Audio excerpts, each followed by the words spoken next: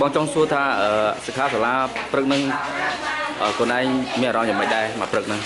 មានអារម្មណ៍ថាស្បែករីករាយតែបានចូលសិក្ខាសាលានេះដើម្បីឲ្យខ្ញុំបាននៅទីក្រុងកូនឯងគិតថាមកព្រឹកហ្នឹងកូនឯងរៀនបានចំណុចអីខ្លះដែលសំខាន់ដែលគិតថាអ្នកដឹកនាំបរិហារយើងចែកម្លែកហ្នឹងគេបានអីខ្លះខ្ញុំរៀនបានដឹងឲ្យដឹងថាការកំណត់គោលបំណងគឺខ្ញុំដឹងពីអនាគតរបស់ខ្ញុំនឹងចាក់ចង់ឲ្យខ្ញុំដឹងពីអ្វីដែលខ្ញុំចេះរៀបចំកំណត់គោលដៅរបស់យើងណាអញ្ចឹងអាចឆ្លើយសំពីអ្នកក៏បានដែរកូនឯងគិតថាអ្នកសម្របសម្រួលរបស់យើងយ៉ាងម៉េចដែរ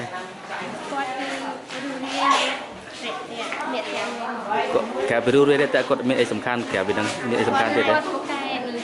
ប្រកែនិយាយណាហើយបងគិតថាវាសំខាន់ទេតើតូនសិក្ខាសាលាហ្នឹងខ្ញុំគិតថាវាសំខាន់មែនទែនសិក្ខាសាលាហ្នឹងព្រោះវាអាចដល់ចំណេះដឹងឲ្យខ្ញុំហើយនឹងអ្នកទាំងអស់គ្នាអរគុណ